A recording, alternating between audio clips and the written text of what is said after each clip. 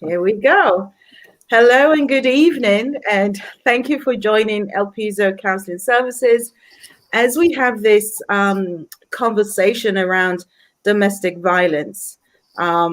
We know that, or here at El Piso, we are emphasizing and campaigning for violence against women, which is this month of November. And we have various activities that's happening throughout the month. And so for today, I have my colleagues with me who are going to join in the conversation and contribute to this conversation. And I pray and I hope that you will find something of benefit.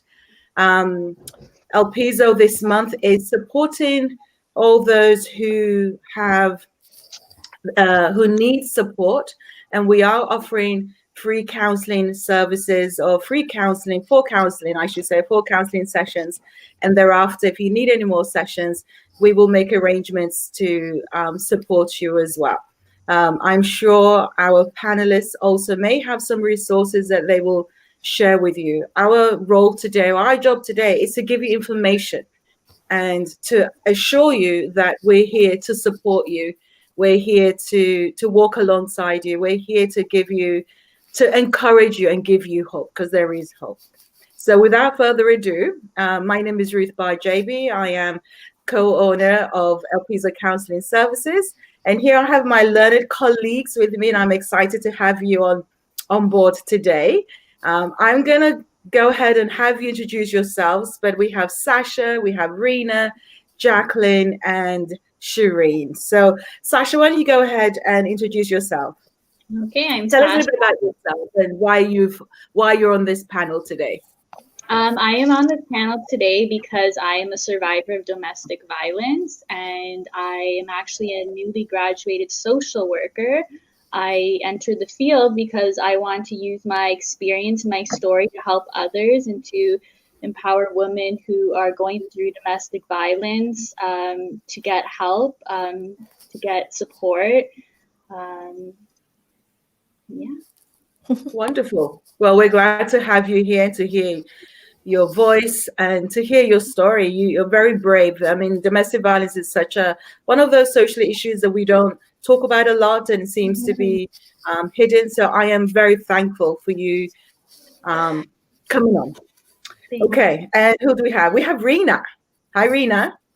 Hi, Ruth, and hi, everyone out there. Thank you for making it today to this very important topic. My name is Rena Vanza. I'm a registered psychotherapist with El Piso Counseling Services.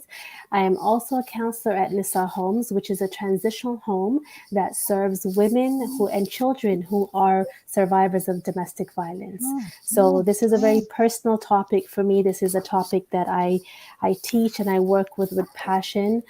There's a lot of stigma around the topic. There's a lot of work to be done. So I'm really grateful for El Piso to provide us this platform to shed light on this. Thank you, Rena. Looking forward to your contributions as well. And we have Jacqueline. Hello, Jacqueline. Hello, good evening, and thank you for the opportunity. My name is Jacqueline Peart.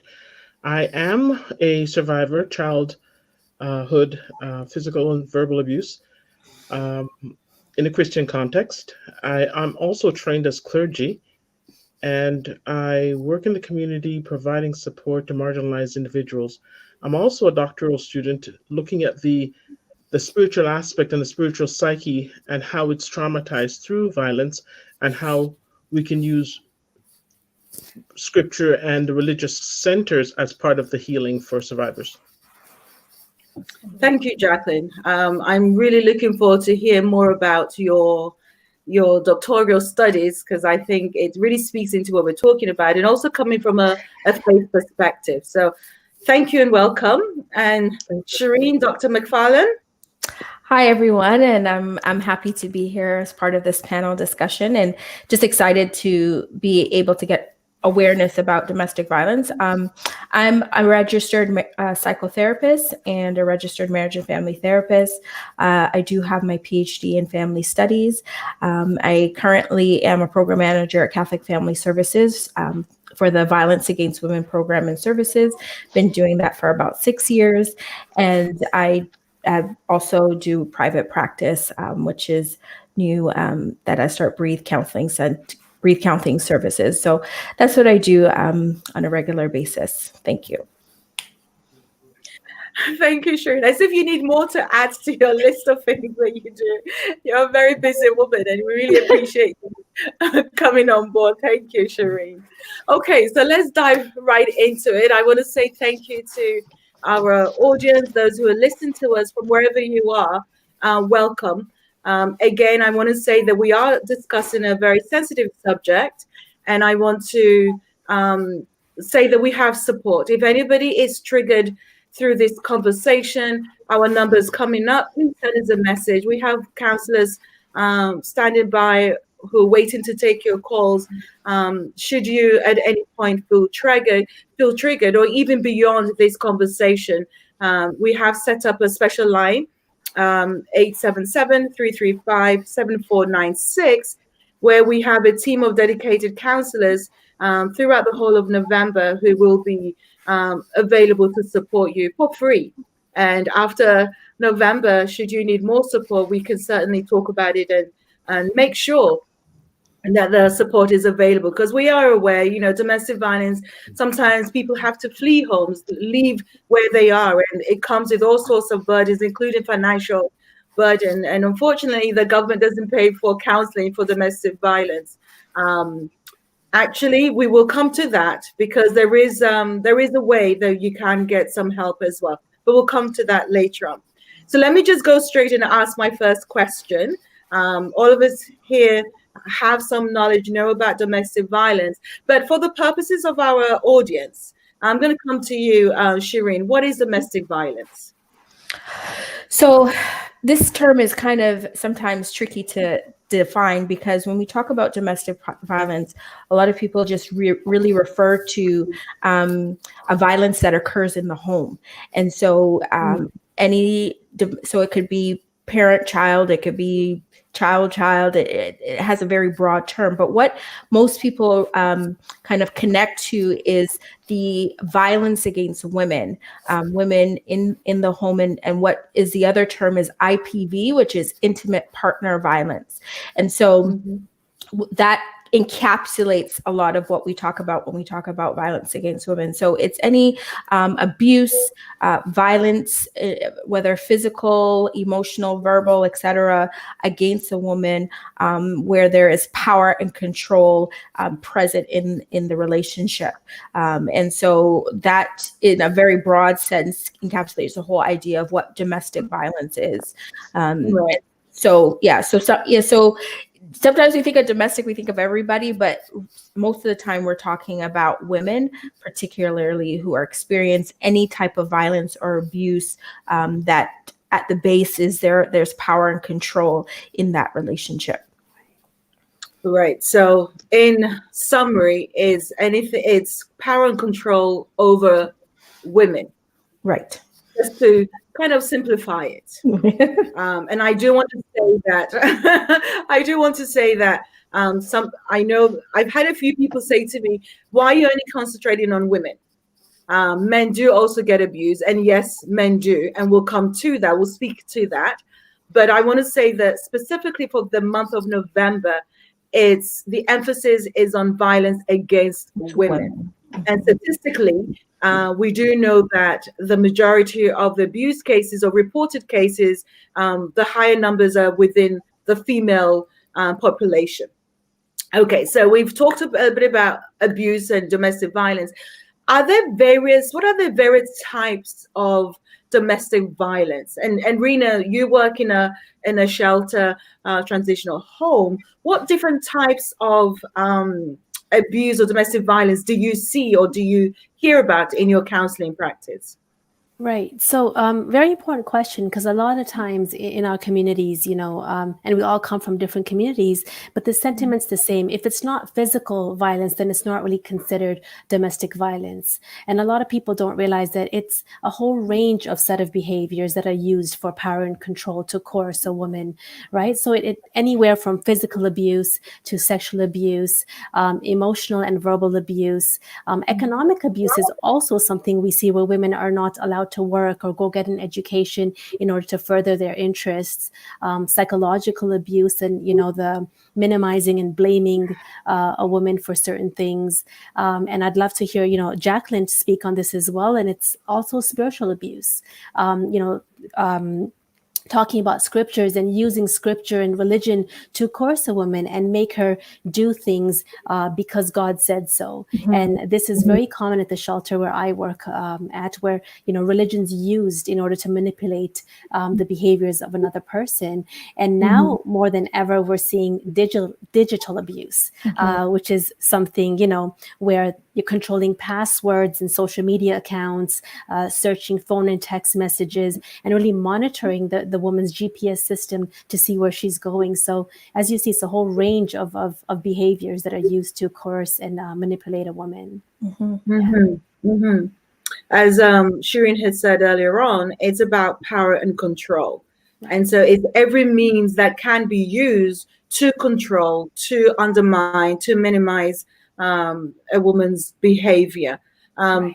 Jacqueline, Rena was talking about some of the various types of domestic violence experience, and she specifically also mentioned about spiritual abuse, something that is there, but we don't talk about a lot. So in your capacity as a community chaplain and clergy, do you see that there's abuse within the faith communities?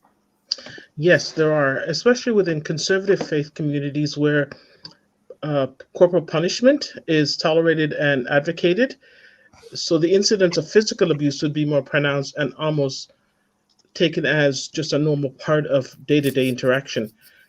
As well, we find that sometimes when people go for support through their religious leaders, they might really talk about forgiveness and emphasize why you should stay, and also talk about the sanctity of marriage as opposed to the violation of that trust.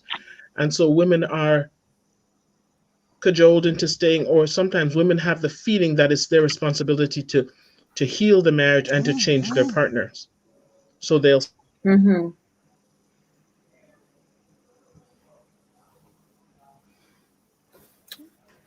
Okay.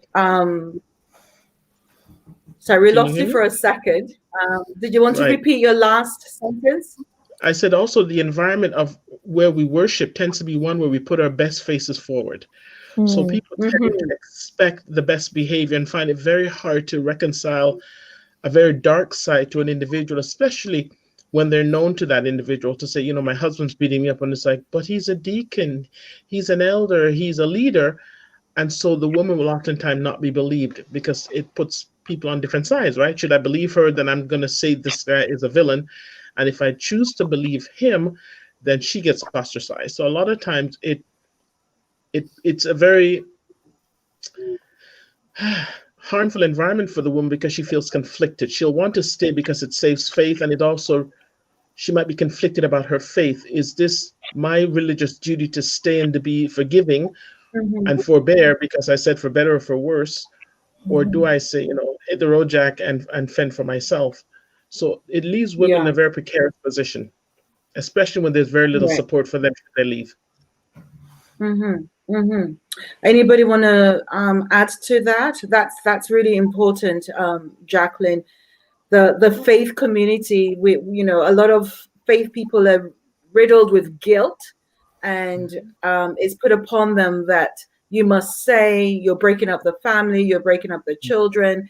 God doesn't like divorce, and all sorts of to me unhelpful narratives that keeps the woman in that hurtful and abusive situation. I was doing a presentation once at a church, and a story was told to us where the minister told the woman to go back home because she needs to be at home with her husband.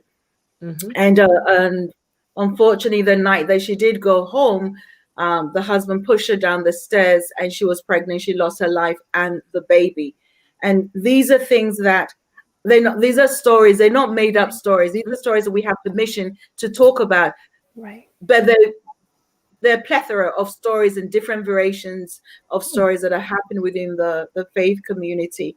Any other thoughts on that, guys? I just want to throw out there, and what becomes very difficult in these particular situations when spirituality is used to manipulate is that the people of faith want to hold on to their faith. And so it becomes very difficult working with women who have been in situations where their faith has been used against them. And so it's very hard to kind of parse out and separate the poor or the mismanagement of their faith, and be able to hold on to the good parts, what faith really means to them. And so it's really a very sad situation, and helping, and some of the struggles is helping women figure out, what was good, what parts of my faith am I okay to hold on to, and what parts of it were used and manipulated, and I have to kind of rewrite that story, rewrite those messages so that I can truly, be part of my faith in the way it was meant to be, so to speak. So those are some of the complications, I guess, and impacts of spiritual abuse, especially for those who want to be a part of a faith community. Absolutely. And just to add to that, I see this at the shelter all the time. Weekly, daily, I talk about faith, the intersection of faith, because a lot of the women have stayed back because of their faith. And many times when we speak, what was it that caused you to finally leave? It's the children. I want better for my children. But when it comes to themselves, they were able to take it as far as possible, which is where the danger lies. Yeah. Right. And so really, as Jacqueline talked about, bringing in the faith communities to talk about this and decrease the stigma around violence against women is the next huge step in all of our communities. Yeah. Yes. And talking about communities, sorry, Jacqueline, let me go ahead. I was going to say, but not only does it impact the woman in terms of her physical health, but also her spiritual health, because she now sees a God who is willing for her to suffer in a way that is not in keeping with his principles. And so it also has an adverse effect on the children, because they now see a God who didn't protect them, didn't protect their mom, and who seems cold and distant. So it does a real disservice to the spiritual context of what we're trying to uphold, which is the integrity of God and his name. And also, I think sometimes we feel guilty that we're pushing our whole church community out in the fore, where you say if you're Baptist or Catholic or Seventh-day Adventist or Pentecostal or whatever, that now we're putting the whole church under scrutiny, when in fact it should have been something that stayed behind closed doors. So we have so many barriers that the woman has to, overcome in order just to start our healing. Right.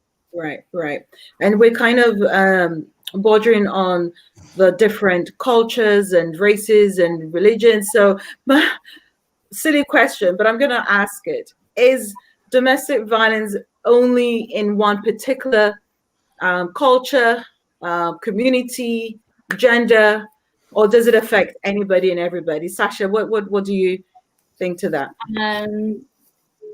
I know some cultures do experience it more than others, but it definitely, everyone experiences it. Doesn't matter your race, your gender, your age.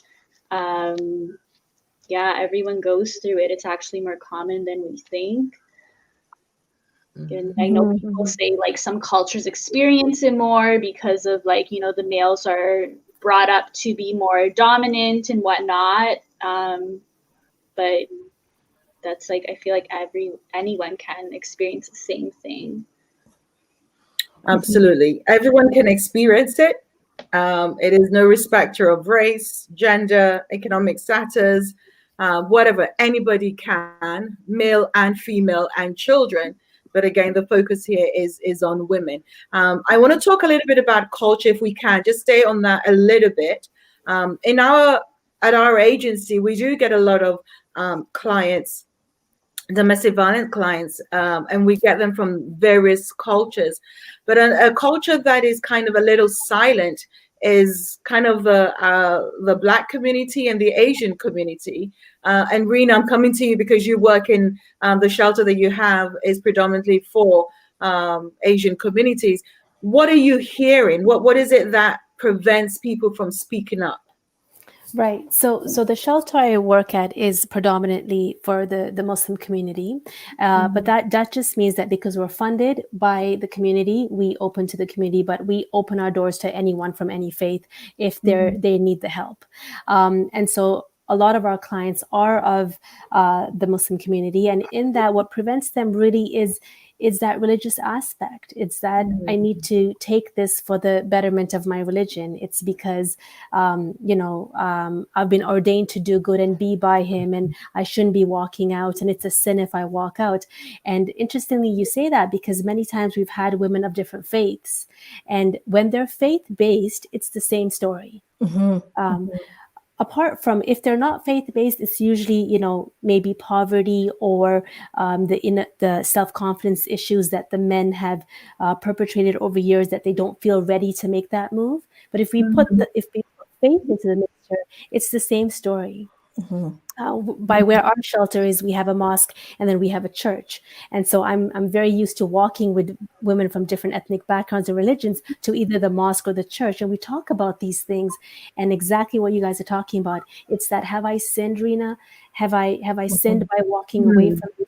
Now my kids are with me and they don't have a father. So it's really this burden that they feel, the guilt and shame of letting down a religion, a community, is probably one of the biggest barriers in seeking that help. I think we also have to acknowledge the fact that in particular cultures, especially cultures who are very family oriented or very familial. I mean, when we come to North America, we tend to be very solo, or we're individualistic, whereas a lot of cultures are collectivistic. And so what they do in their families and their personal life, etc., not only impacts them and their immediate family, but it also impacts the whole culture or their whole community. And so the responsibility, the shame, and the guilt then gets increased, because now you're not only worried about what's happening in your own quarters, but you're also worried about what other people are thinking about you in your faith community, in your cultural community. And so it lends itself to add a lot more pressure to conform to the expectations that are set in that particular culture. And so that's why you might see culture playing a huge role in those who are experiencing abuse in their relationship, because it sets their context. It's their cultural context, their understanding how their world has been created and formed. And so they live in this particular context. So when they come out of that context, it's just jarring because it's so different. But, it does inform their decisions. It informs where they go. It informs their meaning of life in a very broad sense, in a very deep spiritual sense. And so that's why culture has is an important factor to consider when working with women who are experiencing abuse in their relationships, because, if you ignore it, you might be missing a huge piece of what brings meaning to their life, brings meaning to what they do on a regular basis.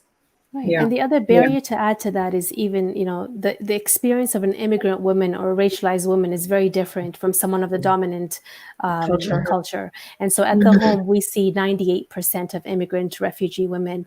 Their story is quite different because they have erected barriers of, they don't have knowledge and awareness of the system. They have been oppressed, so they've been scared that they will be deported back. Their documentation is taken from them. So it's a very different experience if you do exclude culture. So it's very important to understand the context and the story that these women come from. Yeah. Absolutely. To even add, for many of them, they have language barriers, so they wouldn't even know who to contact, who to talk to. And so they become isolated just because of those barriers to say I need help. They also a big part of what go ahead, Sasha. Oh, sorry, I was just going to say they also might not be aware of the services Toronto has to offer. Especially if they don't have internet, how do you find out about these things? Yeah. So how would we find out? We're going to find out some of the information here today. I want to move on to our next question and look at, so we've talked about what domestic violence is. We've talked about the different aspects of it. We've talked about what plays into it. We've talked about faith and our culture and our geographic location, knowledge that we have. My next question is, who are the abusers and why do they abuse? Nobody wants to answer this question because it's political. Let's not get political, but let's tell the truth. Let's tell the truth. Who are the abusers, though? Predominantly. When you think about gender, what we often are in the full context of the sector, we also talk about gender-based violence, and that's very specific to women who are experiencing abuse in their relationships. And so, when we talk about that, and when we talk about violence, the majority of abusers will be their partners if they are male. I know we working into a society that's also considering the LGBTQ community, where you have both lesbian and gay abusers, and so that it could be either one. So, but for the most part, and what has been talked about, what we are mostly referring to is women who are experiencing abuse in their intimate partner relationships, which are typically their male partners that are doing the abuse.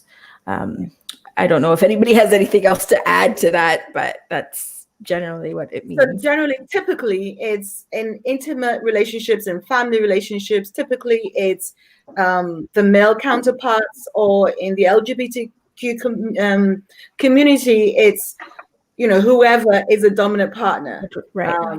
In that relationship. Okay, so some of the questions that we get in session is why? Why do they do it? Why me? Am I do I look a certain way? Am I that weak? What is wrong with me? Why him or why her?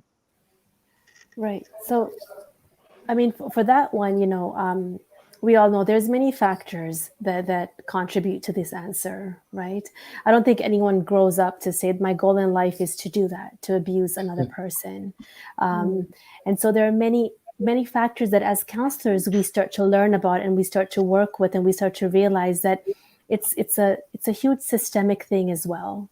And so a lot of the factors that contribute to someone making this choice is early childhood experiences of violence and trauma for themselves, lack of positive role models when they were growing up, socio-demographic factors. So even though there's no causality, the reality is that certain socio-demographic factors and access to certain type of lives, can either prone you to making poor choices or not.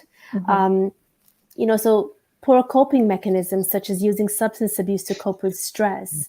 So there's not, one reason, but there's a plethora of reasons why someone would do such vicious acts. Right. The other piece is, again, I can't stress it enough, is this whole idea of power and control, and the need to. And sometimes what you find is individuals who are insecure or are,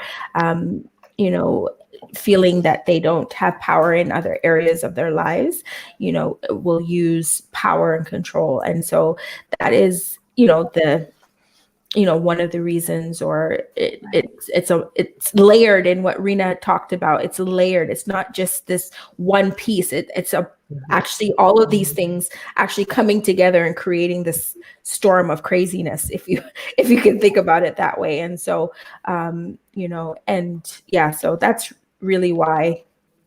Right. Yeah. I'm happy that you guys have really expanded on that, because oftentimes it is that question, why? And the reality is, we've already said, it's not in one culture, in one area. It's anybody can. So you can have the CEO who's the abuser. You can have the pastor who, the leader of a faith community, or the person. It could be anybody. Yeah, basically. I mean, Ruth, remember the big story was the doctor that killed his doctor wife, and so I think people are sometimes shocked that it occurs in, a higher economic status, but, that is just evidence of that prevailing in every level of society. And so it reminds us that, it can happen anywhere. And so the factors that contribute to that, are various and in terms of the type or who is the abuser. So, Right. Thank you. So I'm going to ask a follow-up question around warning signs. Sometimes, are there warning signs? Are there things that we can look out for, especially as we get into relationships? What are some things that we can look out for? Some things that we can observe or notice that might be, hey, this is a red flag. Let me step back, or let me look into this a bit more. I can certainly speak on some of those. So like a lot of the warning signs I feel are, for one, jealousy. Like if your partner is showing any signs of jealousy, like, why are you talking to that person? But more to the extent of looking into your phone, accusing you of things that you're not doing, or assuming that you're being unfaithful in any way. Short temper, getting angry. Like sometimes it can start off as them yelling, and the next thing you know, they're throwing things, and a few months later, it's more physical. And controlling. So like, are they, controlling where you're going? Maybe they're isolating you, preventing you from going to see your friends or your family. It's a few. Right. That's really good. I would like, can I just throw in some of these signs, what makes them very difficult to identify is because, especially in the early parts of the relationship, they're cute. Oh, I want to spend so much time with you. Yeah. Or I want to, don't worry about your family. I really you're just all that I need. I don't need to connect with you. And so what they sound like in the beginning is these cute things that you're thinking, oh, I'm the center of this person's world and I'm the only one that matters, et cetera, et cetera. And so they sound good in the beginning, but you have to be careful because what transpires over time is something a little bit worse. And then all of a sudden, you're not talking to your family, you're not talking to your mom or your sister, your brothers, you're not connecting with your friends. And this is so subtle that you don't even realize that it's happening until like a couple months, a year later. And you're like, wait, I don't call anybody, I don't connect with anybody. And that's huge because once you don't have a support system, then where do you go when you really need help? Who do you connect to? And that's the danger of it. So I would also like to say that domestic violence or intimate partner violence does not start with a punch in the eye. Right. It starts with the verbal abuse. It starts with the psychological and manipulation and the isolation that kind of puts you in a position where later down the road, when you do get that punch in the eye or the bruises and all of this, you have nobody to connect with. Your support system is minimized. And so it's very important to think about that and check in with your friends. Your friends might say, I haven't seen you in so long, or your family might be saying, you should bring him over, that type of thing. So those types of things that we need to be aware. It's not this one onset. It's a slow progression that sometimes is very subtle at the onset. So just to think about it that way. That's great. It is. And I think the key point is slow and is progressive. It doesn't happen all of a sudden. It's the little things that we excuse and we think, oh yeah, this doesn't matter. And before you realize it's really become bigger than you can then contain. We have heard and we have read that in this pandemic of COVID that we're in, and we are more isolated, we're in quarantine, we're working from home, families are more together, and the rise of domestic violence has increased as well. Can you speak into that. Jacqueline, I know you were going to speak before I jumped in. So do you want to say I what you was going wanted to to add say? what Shireen was saying, and a lot of times the psychological erosion of the person's ability to say, wait a minute, that was him, instead of blaming themselves to say, Right. he was tired, I was being a little nag, and so he was irritated and I didn't stop. So I'm responsible for him hurting me because I should have somehow prevented it from happening. With respect to the pandemic and how it's been affecting family, I think previous to now, when we had, stressors in our family, we could go away from each other just to let off steam. But now with the social isolation, with reducing income and sometimes more increase in usage because, you're drinking more because you're stressed, you become more hyper vigilant in little things like, why is that there? And so the stressors seem to be exacerbated, especially with children being around, where before, especially in the summer when there was, in the spring, I should say, when they weren't in school, parents are finding it hard to deal with children who would otherwise be away from them during the day. Given if children had other challenges like learning disabilities or hyperactivity where being inside made it hard for them, it just became almost like a cauldron or a pressure cooker where everybody was feeling stressed and there was no place to let off steam.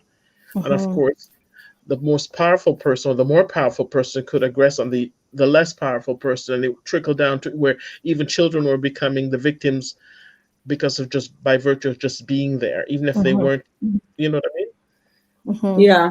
I think definitely. The biggest piece is that the amount of stressors and the stress, as the pressure pot got really increased, and even in our agency, what we're seeing too, even relationships where there was no evidence per se of domestic violence, the pressure has increased, and then all of a sudden, these couples are struggling, and then you're starting to see some of these pieces of, I would say abusive behaviors. I won't necessarily call the relationship abusive, but abusive behaviors start to emerge because of the increased stressors from the pandemic. So definitely, so if they're where we had somewhat normal couples now experiencing pressures, and you can see how it's coming out. You can imagine those who are already in relationships where there was domestic violence present, how that can even increase more, and how that, and it's unsafe because you're sitting right across from your abuser every day, day in, day out, and so.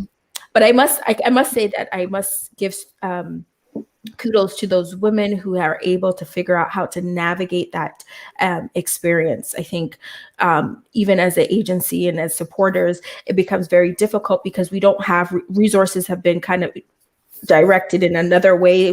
We're limited in what we can do. We can't say jump out of the house because it's not possible. And so I really want to at least strengthen and encourage those women who are finding ways to navigate their homes at this particular moment to survive situations of abuse in their homes. Yes, absolutely. And I do want to add to that it is a difficult situation that people find themselves in, especially during this time where there's COVID out there. Where you run into, and that is part of the threat. Where are you going? Who are you going to? Right. COVID is out there, and your silence even at home. And Jacqueline, you mentioned the frustration gets to the significant other, to the children, and even to the pets. Right? We've had stories where pets are being hurt because of, that frustration. All right. So we've covered quite a lot already. Thank you. We've talked about what is domestic violence. We've talked about the various types of domestic violence. We've talked about who does it, who doesn't, and why, all the whys, and as much as we can in this short time. There is a question, and after the question, let's see whether we can answer that. And then I want to go to Sasha to share her story with us. She's been so brave to come on and speak up. And I want to encourage women that the only way that we can fight this is to speak up. Part of the stigma is keeping quiet and not coming out, even though we have the statistics, but there are a whole lot more of people being abused and not able to speak up. So before we come to you, Sasha, there's a question. How can a young lady really decipher those cute acts of isolation? You know, the things that you talked about at the beginning of the relationship, and they think, oh, he loves me, he just wants me. How do we move on from he loves me, he wants me, and oh, this is so cute, this is so nice, to, hey, this is not as nice as I thought it would be? Right. How do we move on? If I can add my part to this part, is the question was quite interesting because it said, how do we decipher the cute acts versus isolation? I think it's very important for young ladies, you know, to learn what healthy relationships are.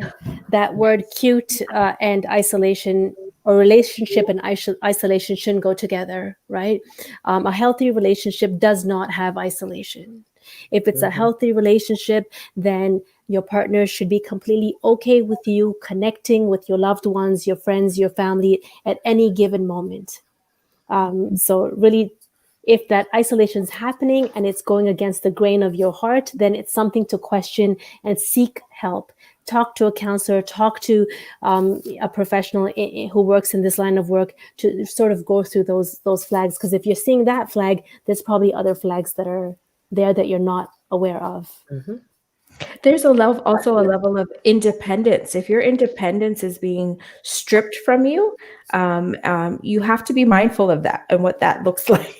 And young women, one of the reason, and it's more of a risk factor in that young women who come from families where that has been that their family of origin that's the role they have played, and they haven't seen a healthy relationship, they tend to be in these relationships. So be mindful of those types of things. And you know, what's important is when you have good friends and you have good family saying, hey, this, or they're pointing things out, you need to be objective. Try to be objective and say, okay, let me take a step back and hear what they're saying.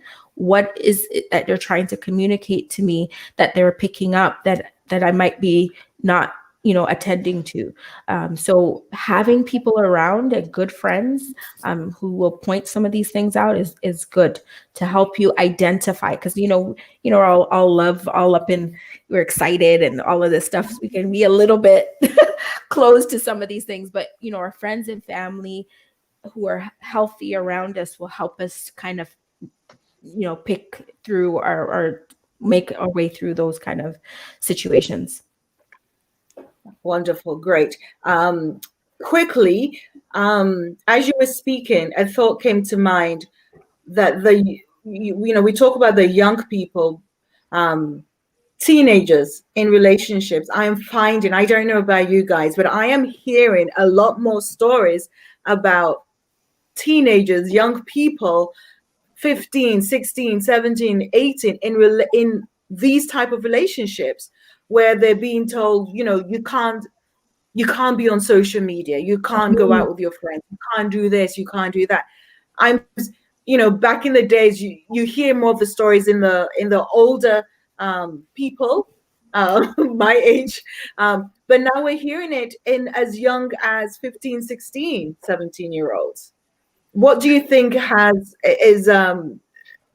what is the reason for that? Do we know?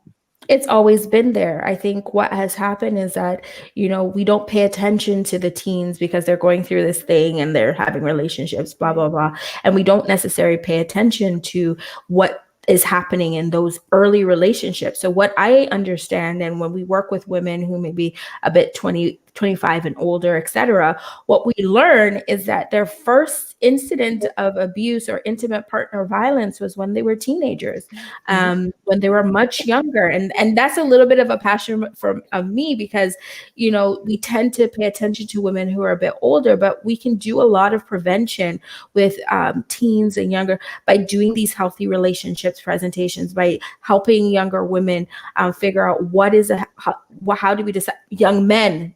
Let's not even just talk about young women, but young men, helping them figure out what healthy relationships look like. Because, when they're in that phase of wanting to belong and they're transitioning from, their parents being their full world, will tend to get themselves into situations because they want to belong.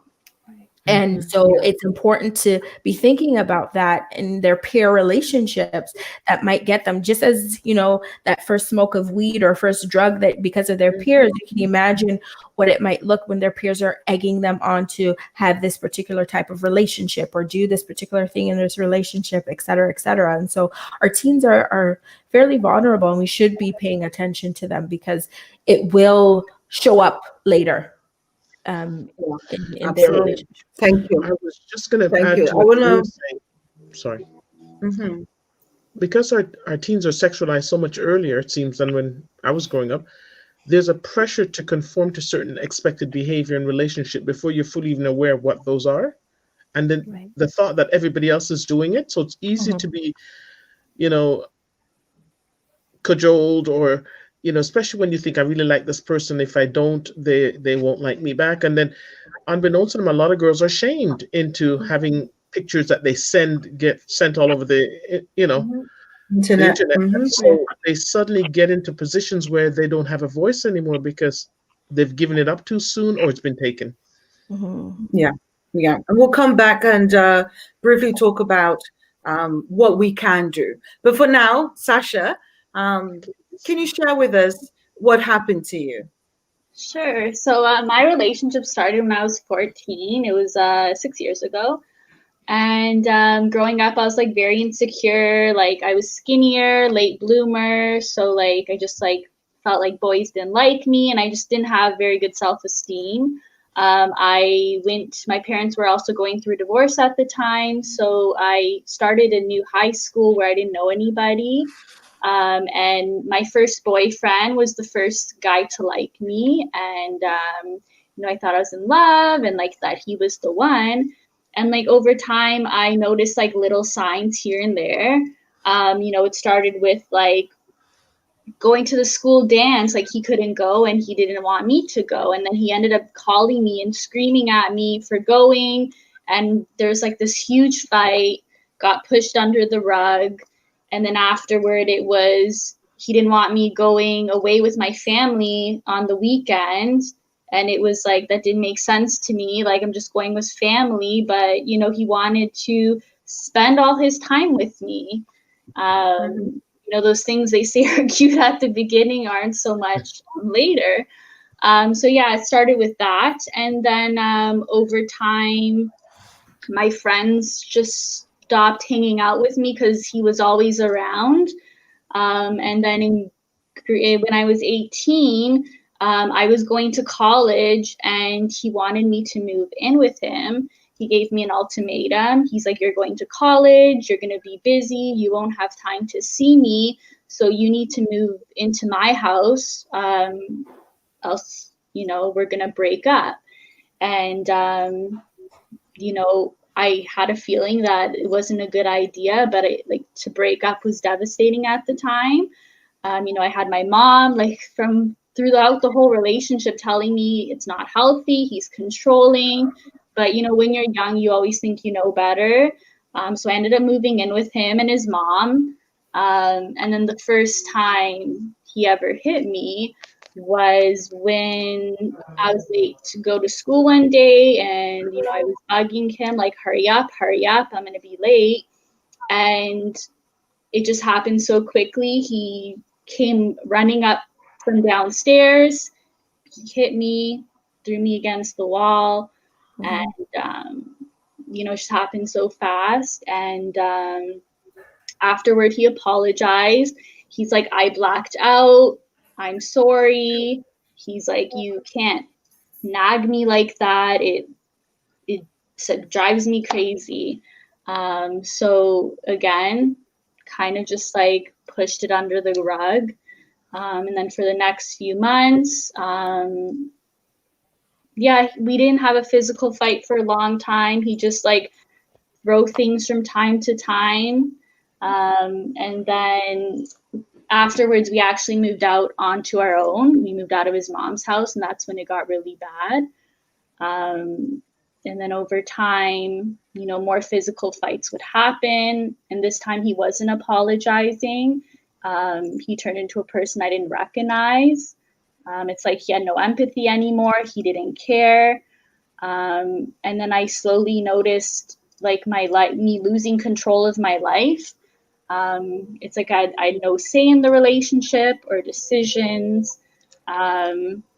He kind of just took control over every aspect of my life, where like I'd start working somewhere and then he'd want me to be home, and then like he'd want me to work again. And a lot of the times I was the only one working and he was at home. And it was just like I got taken out of school because I had to help pay the bills.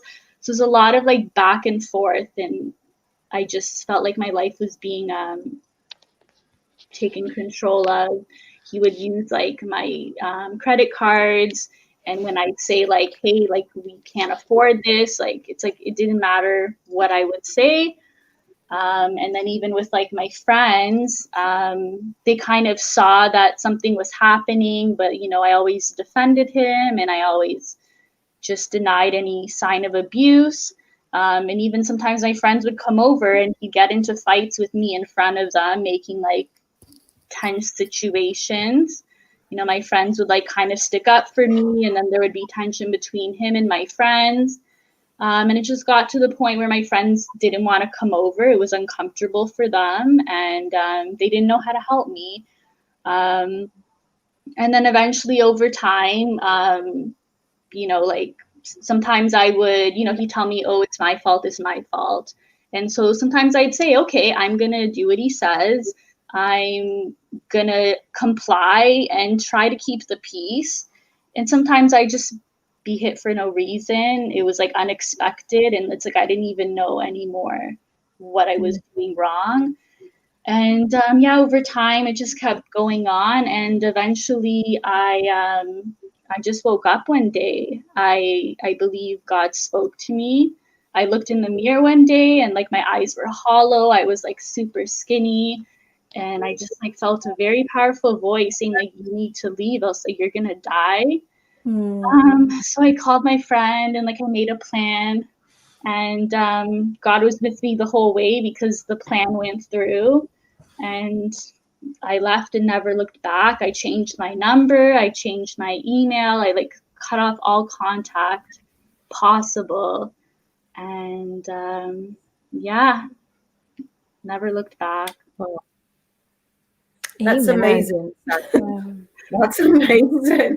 I have goosebumps just listening to your story, and the resilience, the strength that you had, and the courage to reach out to your friend, and hearing that voice, because I'm sure a lot of us hear the voice to do something, but we just are not physically able, to leave. I ignored that voice for 9 years. So eventually, Wow. yeah. Well done. I applaud you. What you, as a result, you say you're now gone and studied social work so you can help people in similar situations. Well done. Thank you so much for sharing. As we continue to talk,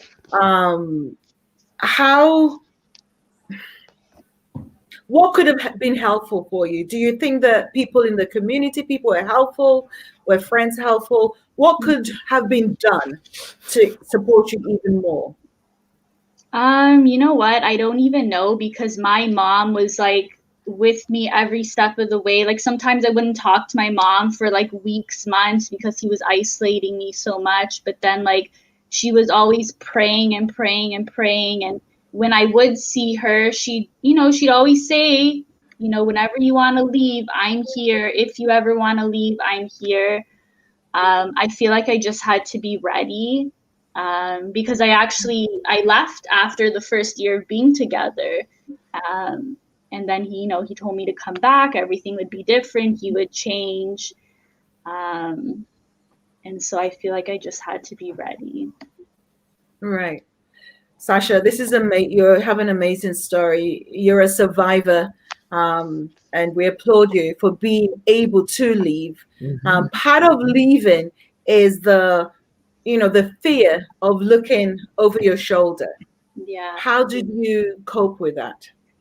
So yeah, when I first left, I, super hyper vigilant. And he also, like, he knew where my mom lived. So, there was always that fear, like, and when we were together, he would threaten me, if you leave, I'm gonna, like, burn your family house down. He would say some awful things. I was lucky he never came to my mom's house and he never came after me, but I was always looking over my shoulder, looking on the street. Is he there? Is he following me? He knew where I worked, and I saw him at my work a few times.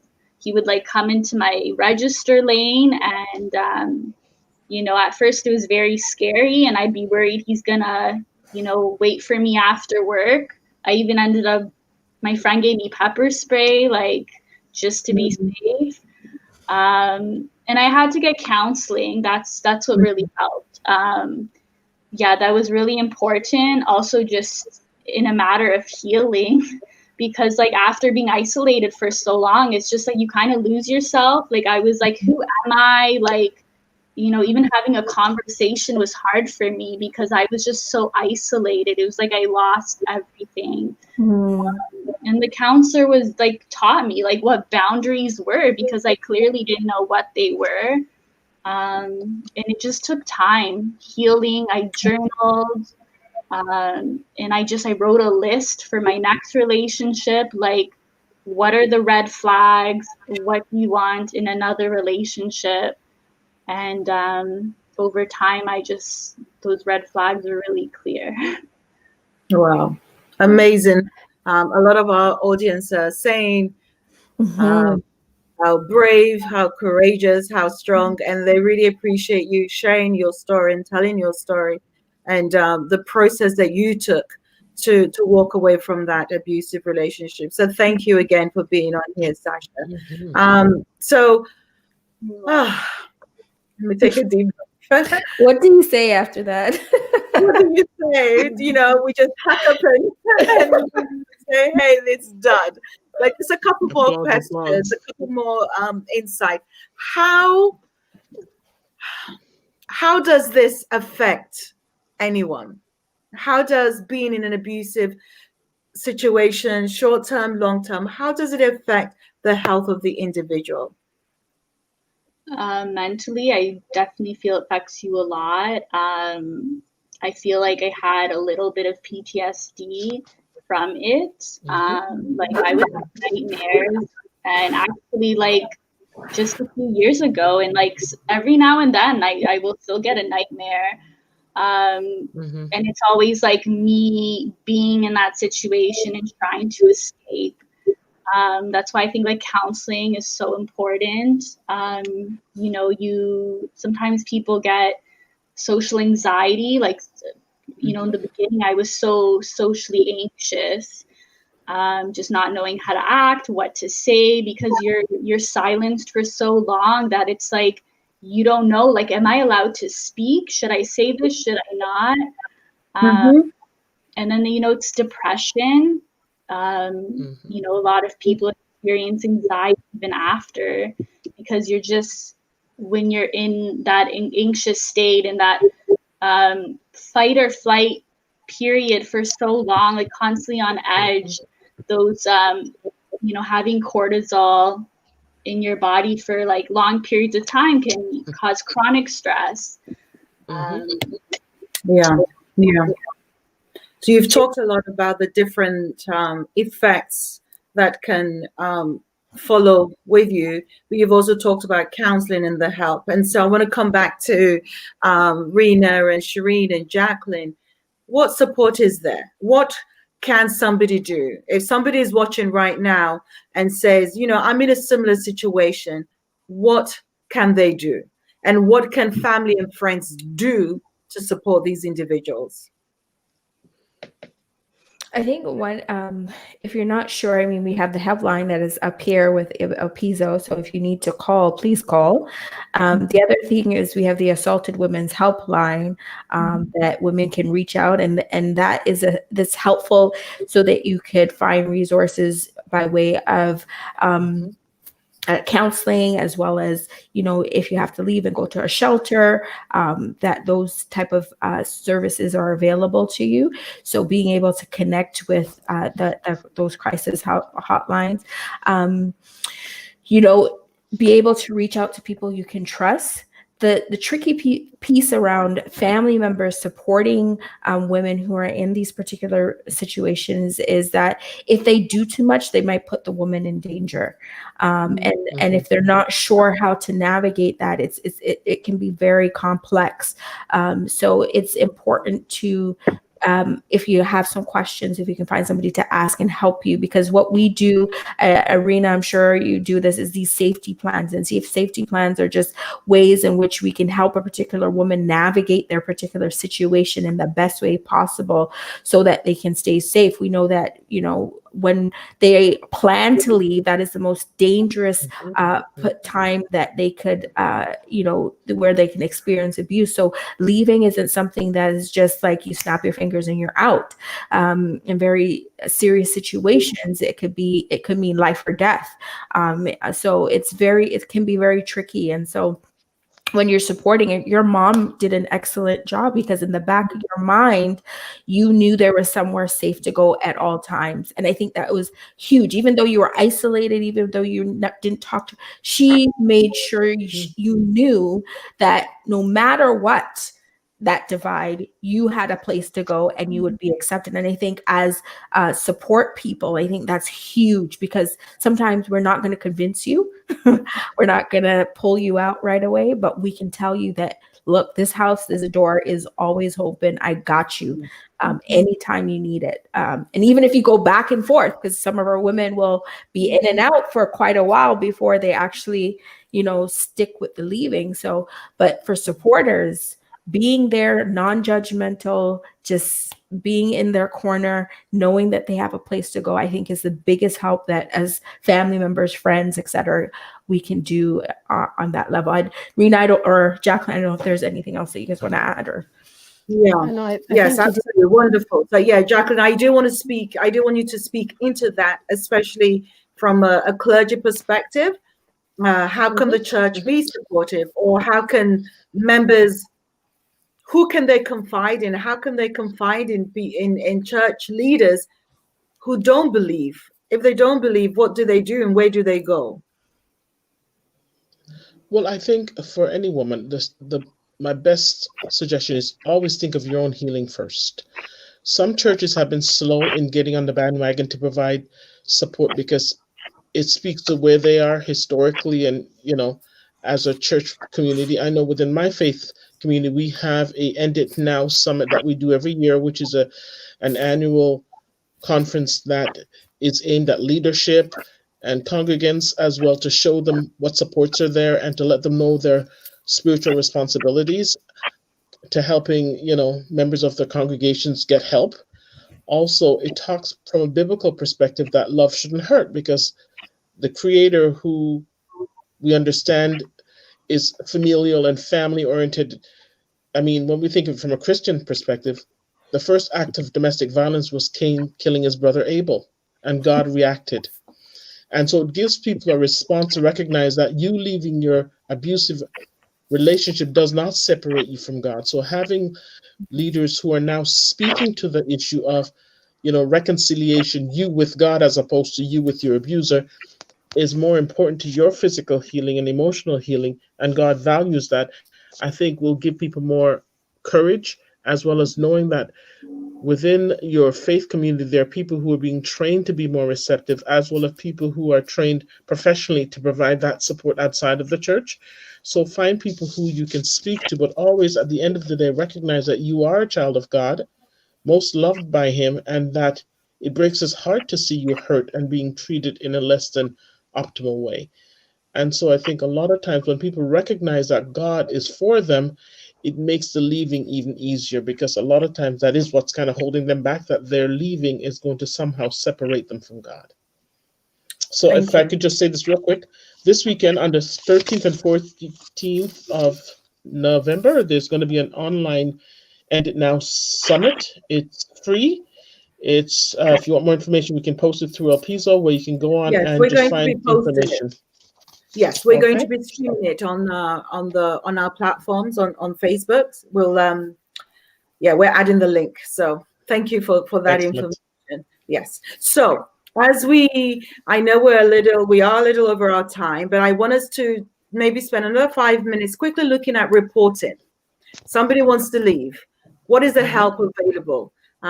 Where do they go? Who do they report to? What are the steps that they take? Tomorrow we will be posting a blog on preparation, how to prepare. Because it doesn't take, okay, I'm ready to leave. It takes a long while of going and coming. And so we are going to post a blog because we don't have the time to talk about it here. But just simply, what can somebody do if they want to leave? Where do they start from? Who do they report it to? Rena. Right. So, imminent danger, we know that you call for help right away. There's no thinking about it. If your life is in danger, if your children's life is in danger, you call the cops and you get the help you need to get at that moment. But if you have the time to plan, then as Shireen talked about, reaching out to Victim Services is an organization you can reach out to. Catholic Family Services is another one. 211 is also a good resource where women can call and see if there are shelters out there. And any good frontline support worker will guide a woman in the steps of what she needs to do. So there is help out there in terms of financial help. Once you get into a good shelter, you will be connected to Ontario Works that provide you with casework support and financial support. You'll be provided with caseworkers to help you, and then good counselors, as Sasha talked about, to start your healing process. So there is help out there if women are going through this. But the one thing I did want to add is, statistically speaking, the women that are probably in this situation are most probably not on this Facebook event right now because of the isolation and the fear.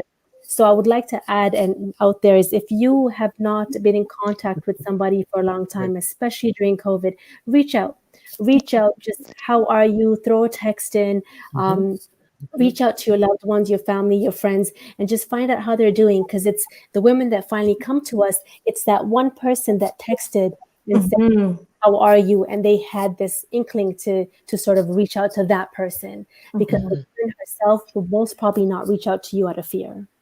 Yes. And I just want to throw out there that as you're reaching out, I want you to know that there's also what we call transitional housing support, right? And so just as you're thinking, where am I going to go? There's shelters, as well as there's support that, as she said, frontline workers will be able to help you navigate, apply for special priority housing, which is a bit faster than general housing because of domestic violence. So there are some resources out there. So please, if you know somebody there, get connected. Again, I'll say Assaulted Women's Helpline, if that's the only thing that you remember. They are able to kind of direct you through all of these resources that you might need to start that process.